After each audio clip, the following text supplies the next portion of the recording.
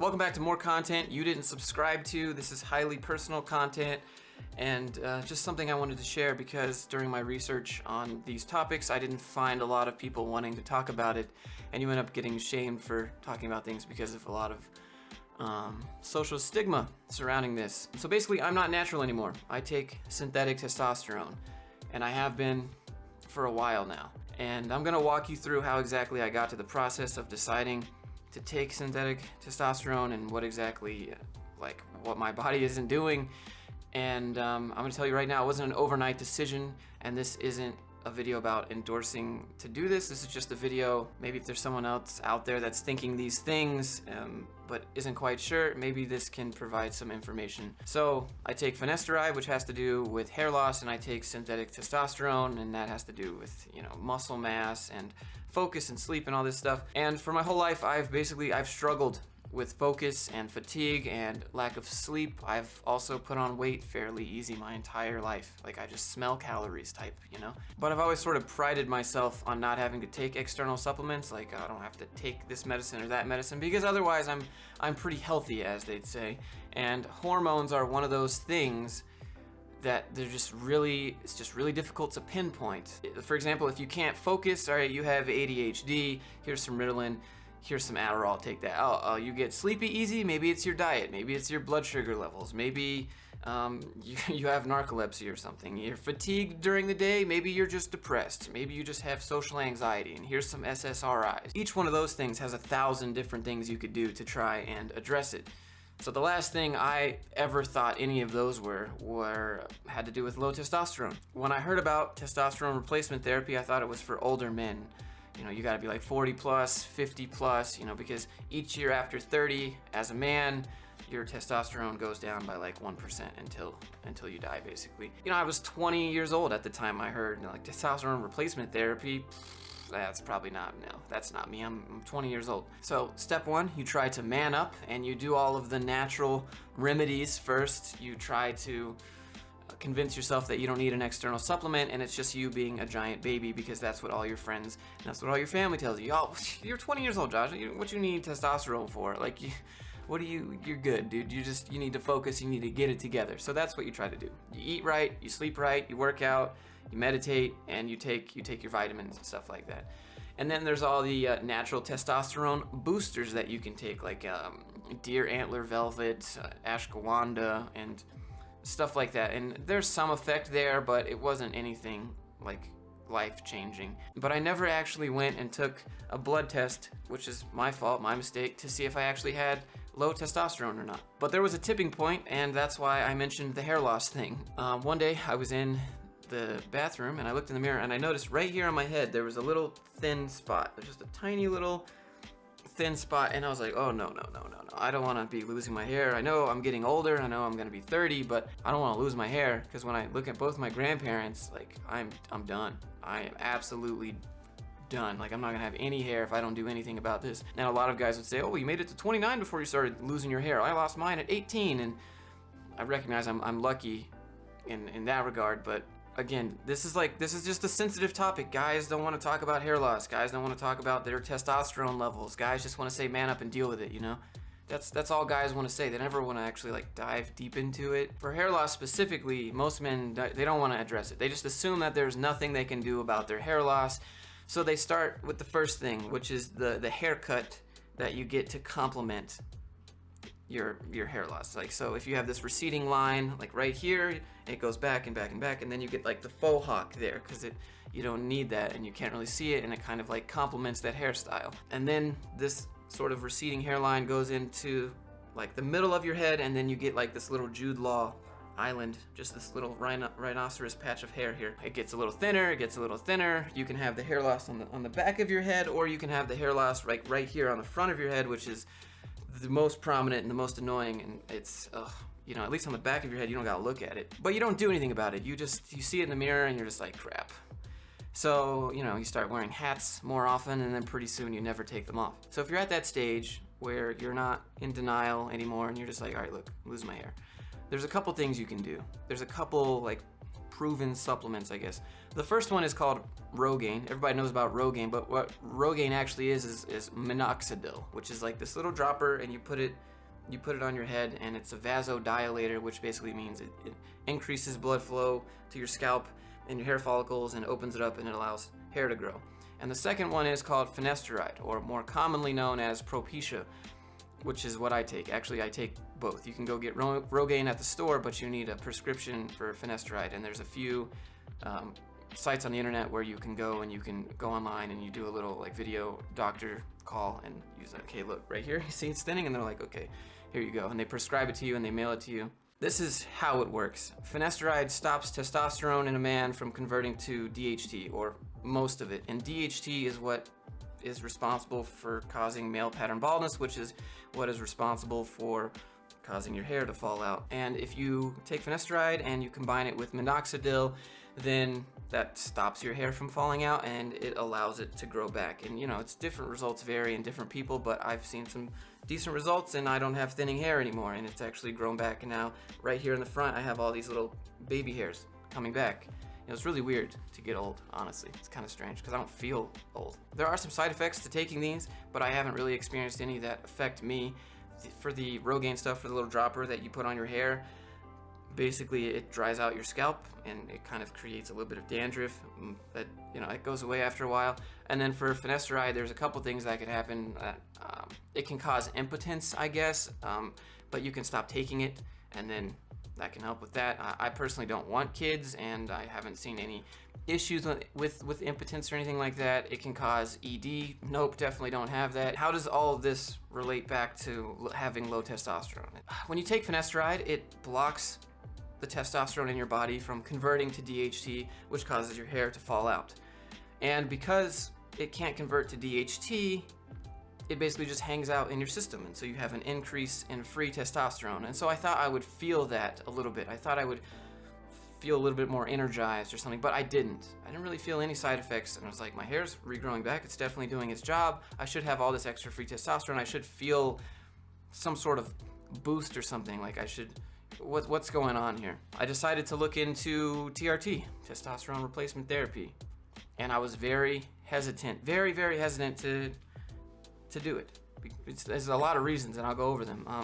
The first one is, it sucks to admit that your body is broken or malfunctioning, right? Like, it sucks to think that I'm a man, I'm supposed to have testosterone, I'm supposed to be able to work out and, you know, get shredded or build muscle or whatever, and I should be able to focus and I should have this energy, and it sucks to admit that to yourself, that like something is wrong.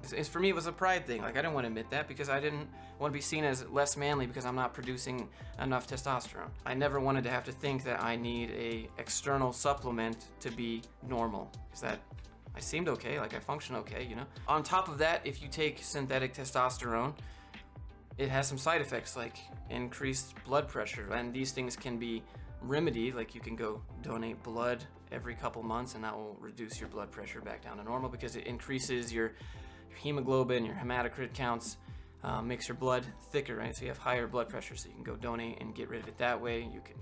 The big one is stigma in the fitness industry, right? If you say I'm taking testosterone, the first thing they're gonna think, oh, you're on roids, you're on anabolics or something like that. You're gonna have roid rage or whatever, and then they think of everything that's associated with that, right? Like you have to take a needle and stick it in your thigh and do that once a week, and it looks really bad. It looks really bad. If someone were to ever come over and see how it's administered, it would look like you're a friggin' drug addict, you know? It just, and there are people who have diabetes who have to deal with this sort of thing every day. They have to go do insulin shots, but it's, you know, I'm not a huge fan of needles. The idea of sticking a needle in my leg so that my body can function normally wasn't that appealing because needles are painful, and you know, if you have a phobia or something like that. And then on top of that, when you take synthetic testosterone, your natural testosterone stops functioning unless you take HCG, which is also what I take, which kind of keeps everything downstairs going so they don't shrivel up like raisins. But the big kicker is that if you ever stop taking synthetic testosterone, your levels will never rise back to normal. At least they usually don't before you started taking synthetic testosterone. So if I have a level of like 800 or something, and then I take testosterone to boost it or to regulate it or whatever it is, it will never come back up to 800 by itself again. Which is kind of a big deal because you're already going to be losing testosterone every year as you get older. So it's a lifelong decision, and that was like a big deterrent for me. Like, I don't want to have to think about that, because if you travel for more than a week, because you have to give it to yourself once a week, at least just the testosterone, and then the HCG is twice a week, you know, now traveling is suddenly a big deal. Now you have to bring it with you. You have to keep the HCG refrigerated. It's kind of an annoyance, especially if you want to go travel internationally now. Like, testosterone is a regulated substance and you need a prescription.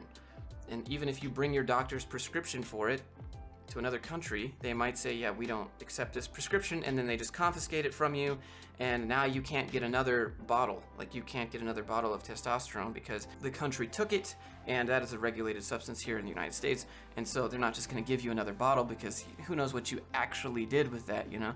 So it's a pretty big deal, like, especially traveling internationally. So despite having said all that, I was really tired of feeling how I felt, really tired of not being able to focus, really tired of just being tired, you know, not being able to put on muscle mass and just gaining fat really easy and all this other stuff. I decided that I was going to look into it, and I found some doctors, and they went and told me to go get a blood test. And so I took the blood test, and this is what I found. My total testosterone is actually really high. So the normal range is from 264 to 916, and my levels are 934.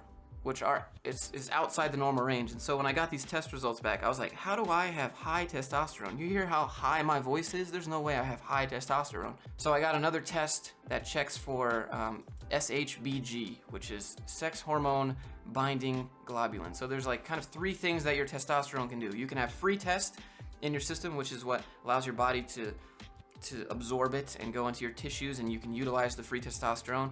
And then you have dihydrogen testosterone, which is DHT, which is what causes your hair to fall out. And then you have sex hormone binding globulin, which basically just neutralizes free testosterone, so your body can't use it and it just floats around uselessly.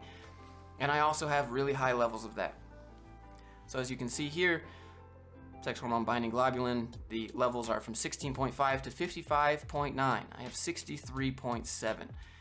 And that's really high. So I have really high levels of total testosterone, but I also have really high levels of SHBG, which means my body can't use any of it. I think that talking about testosterone in general is just really misunderstood, because a lot of people think it's either high testosterone or low testosterone, but that's not how it works. The reason that I decided to go and get testosterone replacement therapy was because it can basically bypass the sex hormone binding globulin. So your natural testosterone can get locked up with that, but the synthetic testosterone doesn't.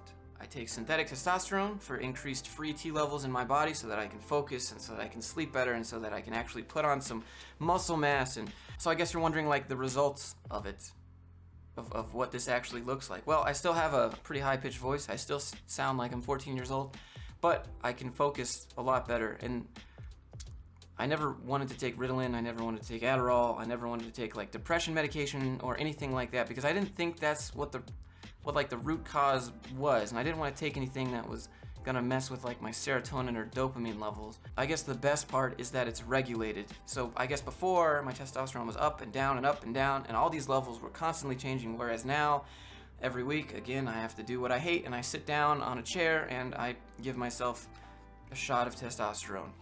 And it's regulated, so that means my mood is more regulated, my ups and downs don't really happen that much anymore. I'm just very, like, constant, I've always been that way, but now it's even more so, and I can just convert that into being able to focus for longer amounts of time. And again, I just want to say, this isn't like a giant advertisement of me saying that you should do this, or that you shouldn't do this. It's just me saying, this is what happened to me, and that I'm getting older, and it's inevitable, obviously, and that I went through the stages of, no, I don't have low testosterone, you should just man up. Because whenever I tried to talk to my family or friends about this, they would say, no, you're too young, that's for people who are like 50 who have some sort of condition. Well, I've never really had any conditions, and I'm not 50 years old, and somehow I'm lining up with every single symptom here, and I don't think I'm depressed, and I don't think it's like my diet. I'm doing all the things that I should be doing, and still, you know, you're just being a little baby. Quit being a little bitch, just man up. That's the worst part of it, because it's one of those things that's just so difficult to prove until you go and take the blood test. So, if anything, go take the blood test. If you're interested, maybe I can give you more details about like my exact routine, the exact amounts, the stuff like that, and maybe I could share that in another video and follow up with like the blood work and show you guys all that stuff. But I try to be transparent about it, and I know I'm not the only guy out there that's probably thinking about this, but is on the fence, it's on the border, but wants to know if it's worth it or not, and like, does the shot hurt, and like all that stuff. And if you want to know more information about that stuff, I can make another video about it. But I signed up, I have a doctor, he gives me a prescription, I get a 2-month supply, I don't have to go anywhere, I just do it here at my house. They told me what to do and how to do it and all that stuff, and still it just has all the stigma around it. And